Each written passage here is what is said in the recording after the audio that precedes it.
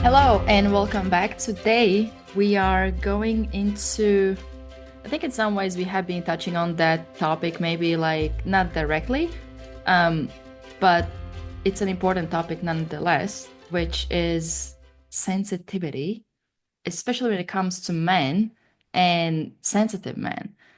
And I think good place to start would be defining what is being a sensitive person, what does it look like, and what would help men to identify if they are sensitive or not.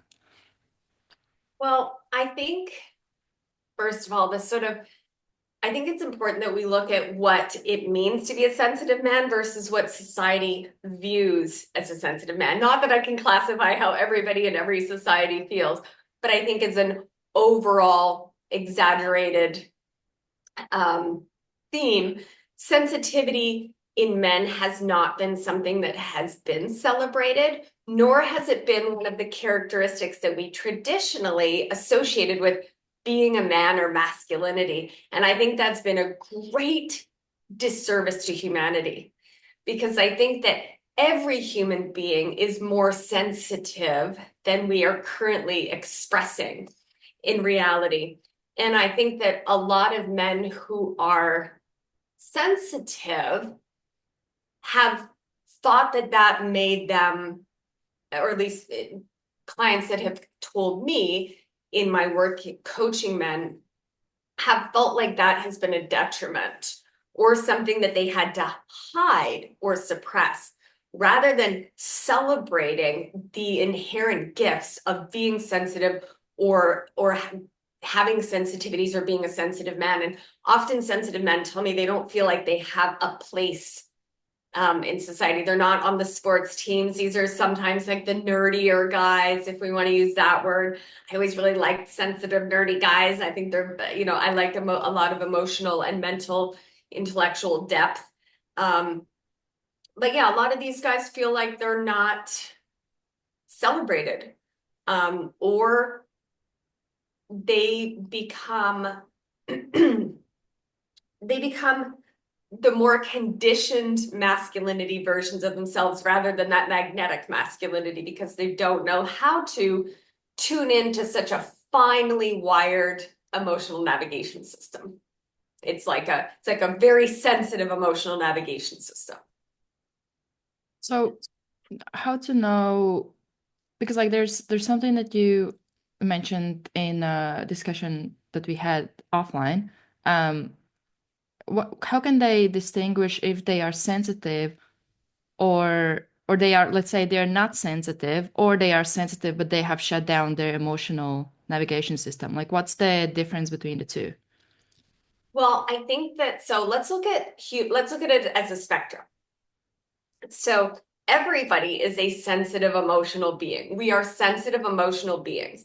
And there are people, so I'd say most men are probably more sensitive than they're aware of. I would say it's a fair exaggeration to say that most men, at least in North America, because again, that's where I am, so that's more of the bias I have, to have shut down or suppressed the gifts of their sensitivity and their emotional navigation system. But even within that spectrum of having that sort of shut down, there are people who are naturally better at sports or naturally better at computers or naturally better at whatever it is. And there are people that are, we're going to do an episode next week sort of talking about empaths versus neurodivergent emotional sensitivities versus highly sensitive people, all these different terminologies that are very popular right now, discussing the sort of the style, if you will, the style, the prototype, the type of human, and in our case, men that are just naturally extremely sensitive to emotions, to the environment. There a lot of people with emotional sensitivities are also sensitive to sound, noise. We're a little bit neurodivergent. So we have that neurodivergent weaving in there, especially when we're working, especially when I work a lot with men in tech, because a lot of them do identify or have had diagnoses as ADD, ADHD, Asperger's, a little spectrumy, somewhere on the spectrum. And they tend to have quite intense emotions. But because we're living in a culture that has shamed men for being sensitive, has sort of forced them to shut down their emotional navigation system, some of them, to your point, might not identify as sensitive. And that can be because they were so sensitive, they were so emotional in this society that didn't allow that, that didn't encourage that, nurture that, teach them that, and show them the absolute superpower that can be. What they did was there to protect themselves, they took that emotional navigation system offline. And that's very normal. It was probably the best coping mechanism a lot of them had at the time. But as we evolve and grow and men step into that magnetic masculinity, it's helpful to start to try to get that emotional navigation system back online, which can feel very scary for a sensitive man because now they're unfamiliar with emotions and they do tend to have very big, intensely felt emotions, and that can be scary for them. So then they don't feel them. So a lot of these men I work with can be prone to either excessive exercise, always being busy, numbing out with video games, numbing out with pornography, numbing out with food, anything that they can do to sort of numb those emotions from coming online. What would be the difference, or if is there any difference between being sensitive and being emotional? Because I think there might be men listening that could go to conclusion of, well, I'm not emotional, I'm not all over the place, so it must mean that, or kind of like jump to conclusion that maybe being sensitive means that you are not in charge of your emotions, or you allow them to take over, or stuff like that. Is there any difference between being sensitive and being emotional? It's a great question. I think the word sensitive and the word emotional, without our metaphorical alignment, don't really mean anything. But the way they're commonly used in society, I think that you could be very sensitive in that you maybe pick up other people's emotions or you feel things very deeply. Whether you have a healthy relationship with those emotions um, is a different conversation or a different strategy. It's so I feel things very deeply. I'm extremely sensitive.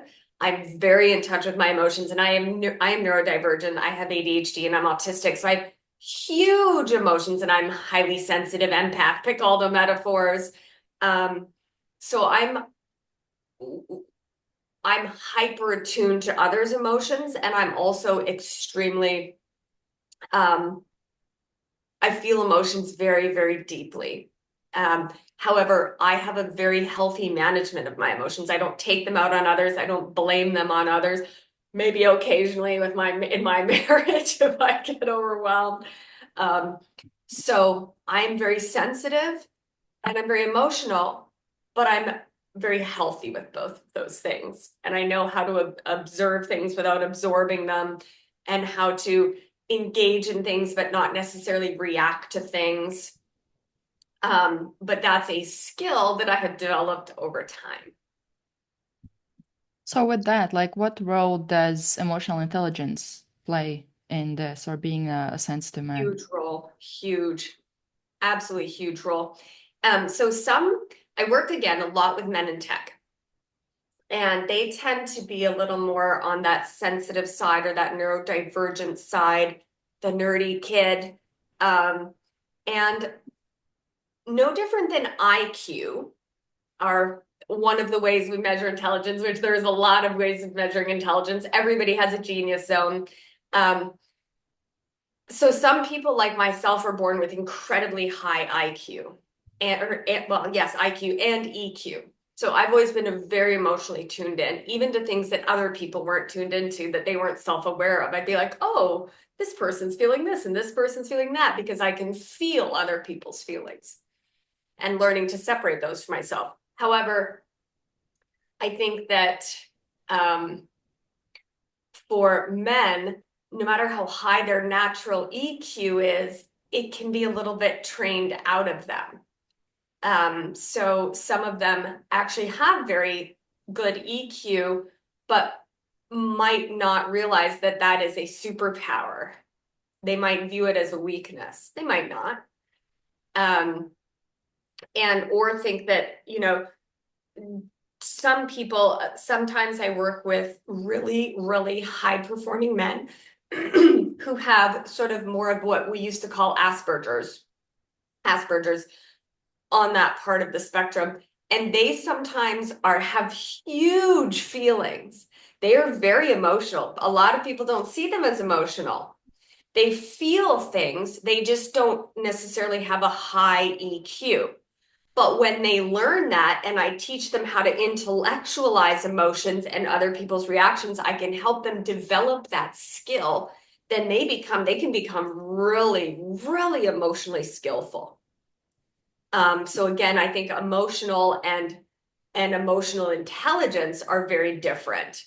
And whether you have high emotional intelligence or low emotional intelligence, I think that's a superpower. And if you don't currently have it, I want you to know you absolutely can learn it. It is a skill that can be taught and developed. And doing so is not only going to help you step into your magnetic masculinity and understand yourself and others better, it's going to help you build better teams. It's going to help you have more fun, delicious, juicy relationships with your romantic or sexual partners, as well as your friends, as well as your family. And finding that emotional intelligence can help balance, if you are incredibly sensitive, how you express that sensitivity outwards in a way that helps you create connection and community rather than not be able to quote unquote fit in. Not that our goal in life is to fit in. Our goal, it's not. It's to celebrate the divinity of diversity.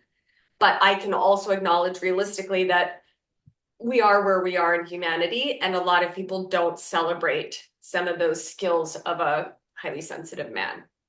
But they will if that man is in charge and able to presence other people and able to make other people feel seen and heard and things like that. For our next question, what would be the opposite of being sensitive? Is this like stoic, or how would you describe that?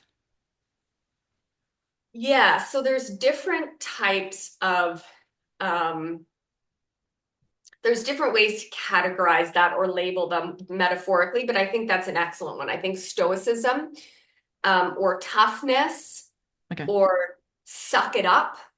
Um, and I think that there's probably not many things on the planet more dangerous than people, or men in our case, because that's who our most of our audience is, who completely suppress their emotions. Okay. So No, it's stoicism, there is a time to boss up and be like, I'm not going to cry about this right now. I have a client today, after this, who's a homicide detective, who's learning more emotional intelligence, and he's learning how to empathize with his wife more, his colleagues more. But when he's going to a homicide scene, he's got to be able to jump into that stoicism and boss up, I guess, if we wanted to use that sort of unhelpful term. And he's got to be able to, rein that in. And then the minute he gets home, his wife is going to want him to be a big emotional sponge, open and present and loving. And I read an article that I'll try to find talking about how men actually have a challenging time switching, or not challenging, neurochemically, physiologically, men take time to switch from that, what we would have inaccurately oversimplifying, calling left brain, right brain, but switching from that logic to dropping down into the emotional state. So I think that there is a time and a place for stoicism. Like if you're feeling hurt or triggered or upset or sensitive to something that happens in the boardroom, you guys are making $100 million decision or $1 billion decision, like some of my clients do on a daily basis. They have to be able to understand and separate their emotional reactions from their ability to make decisions. And that's where emotional intelligence and self-awareness and accountability and ownership and emotional resilience and all of those things come in that can definitely be learned and improved over time. I think my question now became a bit more complex. Okay. Initially, I wanted to ask, like, what's if there's somebody listening who might not be sure that they are sensitive or not, what would be like the person who is not sensitive versus who it is? But I feel like you introduced a third uh category, which would be kind of like toxic masculinity. But for the men listening, how can they distinguish if they are sensitive or it might be something else? It even like EQ. Well, before that, is it possible to have good EQ or high EQ and not be sensitive? Again, I think it depends how we agree in this podcast to define sensitivity, because sensitivity itself means nothing without our Yeah. agreed upon meaning. Um, so you can have a very high emotional intelligence and not be as sensitive. So sensitivity itself can be healthy, or it can also be a coping mechanism. Um, like learning to have to be really sensitive to everything in the environment and really sensitive. Like say, let's look at the population, a neurodivergent population, a lot of whom have something called rejection sensitivity dysphoria, where they feel constantly it's a symptom, it's a particular flavor of shame where they're constantly feeling like everybody's judging them, everyone's mad at them, like everybody's disappointed in them or doesn't like them, and they constantly feel wounded and hurt and insulted. So that's a type of sensitivity that's probably a symptom of trauma or of shame and wounding. And then there's sensitivity more in the, like, I feel emotions really deeply.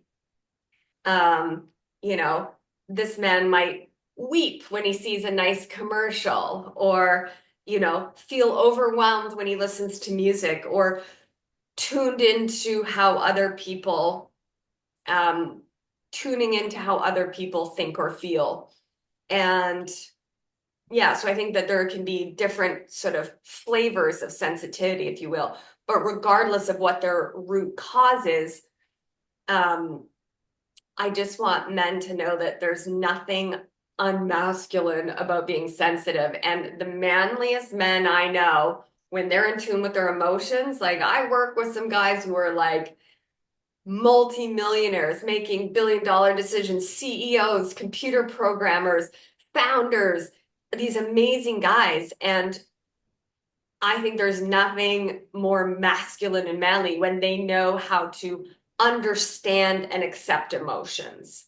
And I don't mind if, I love when my husband gets overwhelmed with emotion and starts weeping because he thinks something is beautiful. Um, but again, sensitivity could also go to an unhelpful side. Or again, a man might appear very stoic. Some really tough guys who appear very stoic and appear very masculine, underneath, everybody has emotions, right? So as we move forward out of the emotional dark ages, I think all men will become more sensitive, to use that word lightly, again, without, um, yeah. So I think that there will be a lot there there will be a lot more celebration of the sensitive guys, or the guys that don't fit the common old school version of masculinity, and the ones that are really masculine, or that you might have called toxic masculine, really conditioned masculine. Some of them might just be more alpha, more higher testosterone. There's nothing wrong with that. There's no wrong way to be a man.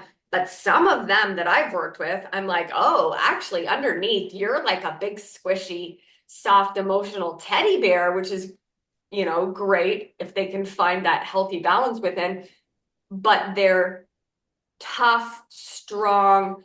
I don't feel emotions. Emotions are not helpful, whatever. That can be a coping mechanism, or it can be authentically aligned. So again, it's part of this journey from conditioned masculinity to magnetic, authentic, fully empowered, full potential, enlightened masculinity. sacred masculine is looking at what's authentic for you. And that might be a really more sensitive, emotional man. It might be a really stoic man. There's no wrong way to be a man, but everybody benefits when we have some emotional insight, self-awareness, and emotional skillfulness or emotional intelligence. So for men listening who might be able to identify that they're sensitive, how would you describe, even like from your experience with working with them, how would they see themselves or look at themselves, especially when it comes to the sensitive piece of it? And what would be a good or like let's say better or a new way that they could look at it where they might see it more as their superpower instead of something that might be like not a good thing to have? Often they see it as a weakness or a failure to be a man. They see it as anti-masculine or feminine or something to be ashamed of or something to hide or something that they just don't think that women will find attractive. And I tell them, I'm like, don't worry, boys, nerds are taking over the world right now in this in this area of tech. And we want the men who are creating the blueprint for how we run the world in a digital era like this. We want them to be celebrated. We don't want them to be ostracized. If you're a jock, you should be celebrated. If you're an artist, you should be celebrated as a man. If you're a sensitive man in tech, you should be celebrated. It's learning to celebrate the divinity of diversity, and that includes sensitive men. And I'll tell you, I think there's nothing more exciting than a sensitive, emotionally intelligent man creating the structure, the fabric for how we're functioning in a digital era. I think that's like absolutely the most exciting thing for humanity. And as humans of all genders, anywhere on any gender spectrum, evolve out of the emotional dark ages, I think that the more sensitive men are actually the early evolvers and in the future are going to be celebrated. So I would also like to pose to sensitive men that, hey, you are actually an evolutionary leader. You know, you're a trailblazer, but if you're comparing yourself to the bulk of the curve of evolution, I acknowledge it might have made you feel like you didn't fit in or feel like there was something wrong with you or feel like you were broken or like you know, or like you're not good enough. And really, I would like to flip that narrative and say, you're actually in that small percentile of early evolvers that are here helping us redefine what it means to be a man and helping us redefine masculinity as we evolve and experience this higher level of consciousness as a species on this planet.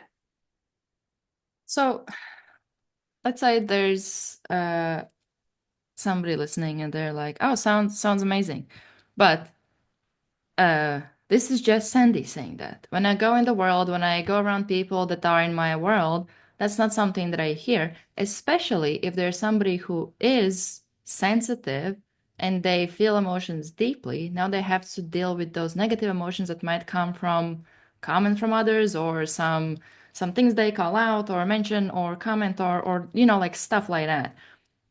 How would you advise them to navigate that, or how can they kind of take this message with them and maybe not to get in a place where it might start to get back in that initial belief that this is weakness, this is not good, this is not a gift? Yeah, that's a really great question. Okay, I'm going to do my best to do that really good question justice and let me know if I don't answer it completely. So I acknowledge that not everybody feels the way I feel, and that I also, as an early evolver, whatever you want to call it, um, that my perspective is not the perspective of the general collective. So I do think that it's helpful for men to at least remember my perspective as their truth and remember that they're early evolvers and know that doesn't mean that you're going to fit into the bulk of the curve. So finding healthy ways to allow your emotions at the appropriate time and finding support structures or a partner that can really hold that for you I think is going to be critical. And just remembering that you're not going to mind as much if everybody else doesn't celebrate where you are yet. If you have somebody that really matters to you, who allows you to be fully authentic and who celebrates the depth and range and intensity of your emotions and is willing to talk to you and presence you, and that you in turn are able to hold and presence and accept and celebrate her emotions or his emotions or whomever you prefer to date, I think is a beautiful thing. And I do acknowledge that, again, I've had that conversation with many men, like where I help them start to have emotional breakthroughs and they're like, okay, well now how do I go to work and do X, Y, or Z? Like, and that's a valid question. And I think again, it's finding that balance of when. When is the appropriate time to turn this part on, and when is the appropriate part to turn that on? It's like in our metaphors, if people go back to parts work, it's you being the CEO of all of your parts of the table of your consciousness, and you deciding when is the appropriate time to give control or to let each part hold the talking stick and take that active role. So it's like, okay, now this sensitive dad part of me is here. Now is this part of me that has to, kind of suck it up, buttercup, and be present to get stuff done? Or when is the time of me to, and how do I blend those parts? Like, how do I, over time, you become more skillful at like, oh, I have compassion for that person and I need them to get this job done. So, it's going to be a work in progress, I think, probably too. I think like most of the things in life. Yeah. um, so touching a bit on the shadow side of suppressing sensitivity, what would that look like? Also speaking from perspective of if there are like any men listening who might either have convinced themselves that they're stoic or maybe they are. Maybe they're like, as you mentioned, like authentically they are like that, like alpha man.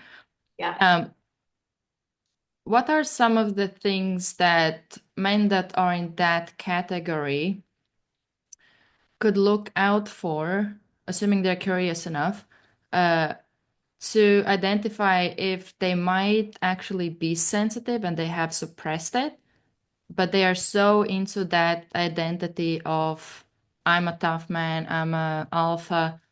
Is there like a way to identify, or is there something that they might notice or catch themselves thinking, feeling, or whatever as they listen to this conversation, kind of small glimpses of them to identify maybe I am sensitive?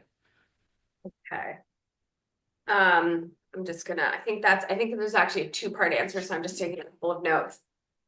I think we'll address the am I sensitive but appearing stoic? And we'll also address the shadow side, because the shadow side of suppressing sensitivity and emotion doesn't only look like stoicism. And there's a couple of other legs that I want to talk about the shadow side of that, or the unhelpful side, or how that impacts your life negatively. So why it sucks for you to suppress if you're emotional or sensitive. And I think, first of all, chances are that a man who identifies as very stoic probably didn't click on this particular episode based on the title. So you might not be listening. I think it's probably more likely that a lot of men who already identify as sensitive or know that they're sensitive or are kind of into our content probably clicked on this. So let's look at the shadow side. So I think that the shadow side, if we call it, or the blind spots, or the ways it's going to impact your life negatively and prevent you from experiencing your most fun, fulfilling, magnetic life are as follows. It could look a couple of different ways. It could look like you said, like stoicism, like I'm so tough. I don't have emotions. I boss up. There's nothing wrong with that. However, not connecting to that sensitive side will rob you of the capacity to deeply understand yourself and deeply understand others, which is going to prevent you from having really fulfilling relationships. And you're probably going to not feel as fulfilled in your life as you would like to feel. So it's going to prevent you from having really deeply fulfilling relationships. And the other way it could look is it could be men that end up so sensitive that they can't really function in the world. So that's the two ends of the pendulum swing. So I've had clients in both. I have a client who's like, I can't go to work because I'm so sensitive to everyone and everything. And if anybody says anything to me, I'm overwhelmed. And if there's too many people and I feel judged and I'm, and he's like in the bathroom weeping. So, and then the other person who's just like, I don't care. I don't have emotions. Emotions are for sissies. That's sort of the two extreme ends of the pendulum swing. But regardless where you are, anybody who's suppressing their sensitivity and suppressing their emotions and treating that part of them as bad or wrong is not only sort of inflicting their own I'm not good enough on their authentic part, which creates separation, which will create a sense of loneliness and unfulfillment.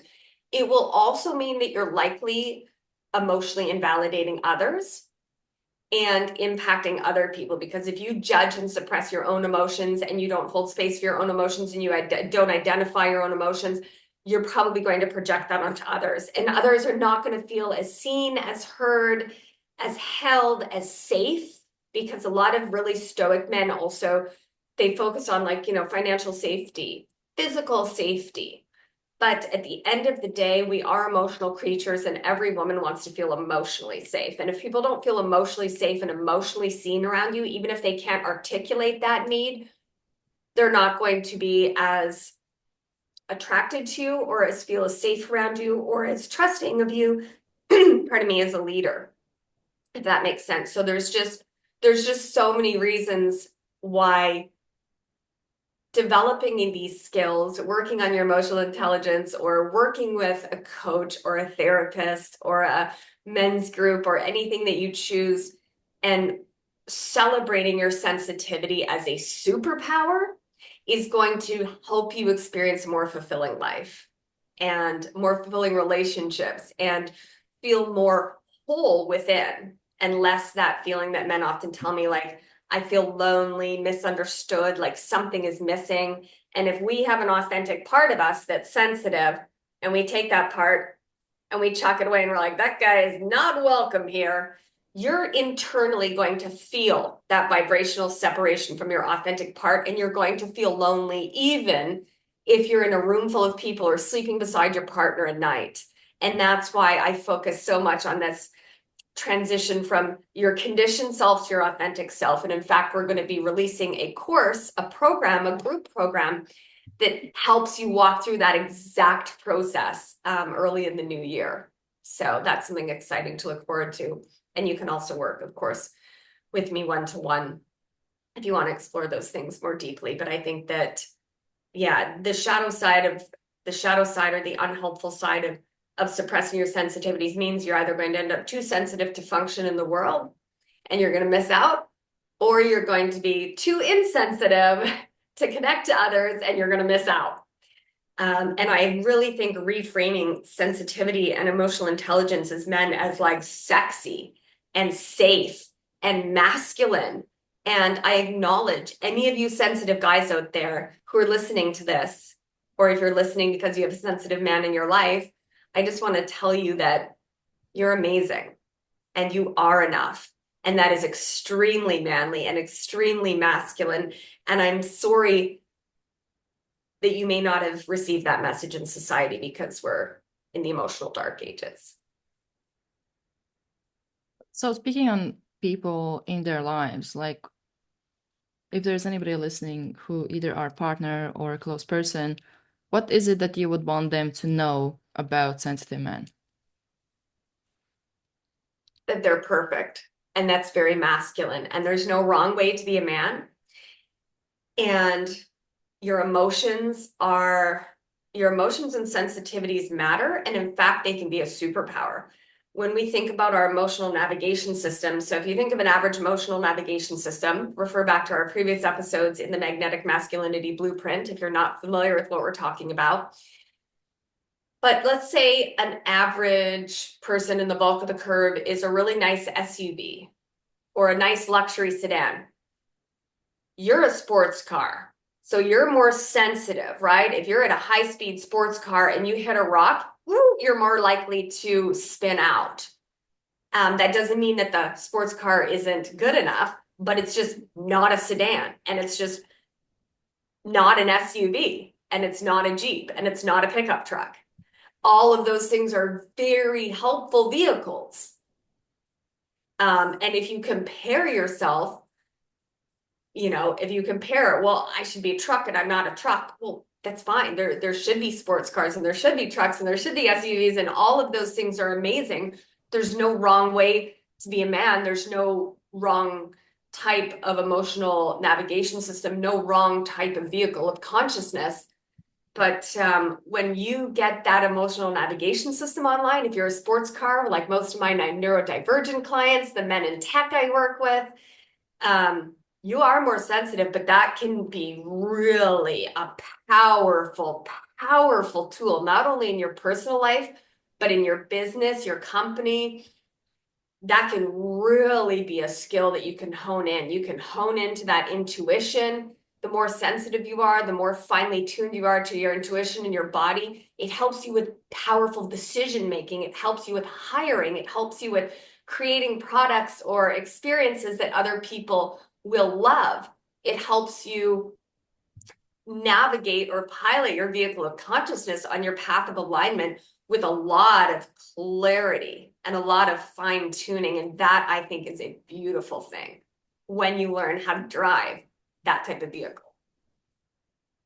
I had a question on you said at the very beginning that most of us are more sensitive than we express. Like, what's the importance or impact of expressing? I think it's better out than in. Now, again, we don't want to start spilling our emotions on everybody else and blaming them or crying in a boardroom. That's not going to be the most helpful. But again, if we want to feel that full potential, or you want to experience your magnetic masculinity, that enlightened, divine, sacred, masculine feeling of fulfilled, where you have confidence, clarity, emotional mastery, connected to others, self-aware, accountable, inspired, inspiring to others, energized, all of those things that are attainable for every man, you're going to have to figure out your balance of emotions to make that really work. You just have to. And if you're really sensitive, it might be scarier because your emotions are huge. You might even be more afraid of them because they feel like they're overwhelming you. But remember, emotions are so helpful in helping us navigate our life on where we want to move forward, as well as what we need to look at that might be wounds from the past or triggers from the past. And when a man can really hold his own emotions and hold the emotions of his partner and not make any of it mean anything, and understand, have that emotional intelligence at work, again, they're just going to be so much happier. And really, it's so much more evolved. It's just more evolved behavior. And suppressing emotions makes you sick, makes you tired, makes you not as fun to be around, makes you less inspired, cuts you off from your creativity, cuts you off from your intuition, cuts you off from your clarity. And you can get by like that, but it won't be as much fun. Sounds like now, maybe by the end of this episode, everybody might want to become more sensitive. Yeah, absolutely. That is like, yeah, absolutely. But I also acknowledge why it's scary. And we'll talk in our next episode. We'll go a little deeper into highly sensitive people, neurodivergent people, and how our feelings and empaths. There's not a lot of people, I don't think, well, I don't really know, are talking to male empaths. And I acknowledge that it can sometimes be terrifying to be so sensitive. Like, I can walk into a room and I'm like, oh, somebody's getting a divorce, somebody's angry, somebody's horrified, I can feel, to me, it's part of my communication. And I've always been that way. I can feel what other people are feeling. And I used to have a hard time telling what was me and what was somebody else. So I'd be like, I'm angry. Why am I angry? And then I'd be like, oh no, that person over there is angry. Or so, and just that overwhelming emotion. Like if I walk up to somebody and they're suffering, I sometimes, like if I have a client who's going through something, I can feel what they're feeling, which can be helpful, but it's also, it can be a lot. It's a lot to hold.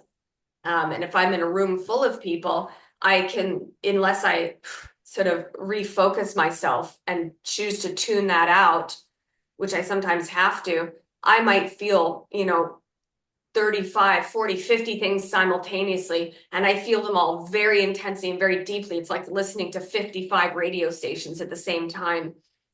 My nervous system is very finely tuned, so I acknowledge that that can be a challenge if you don't know how to turn that gift into a superpower. Otherwise, it feels like it. Otherwise, it can feel like a disability of sorts almost. Yeah. All right. So that's sensitivity.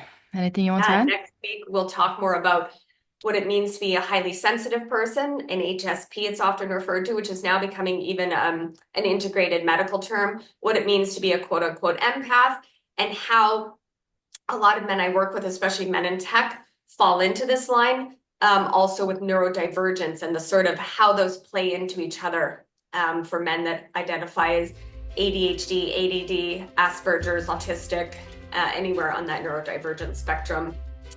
Yeah, so that's what we'll Yeah. talk about next week. So look out for that, and we'll see you next week.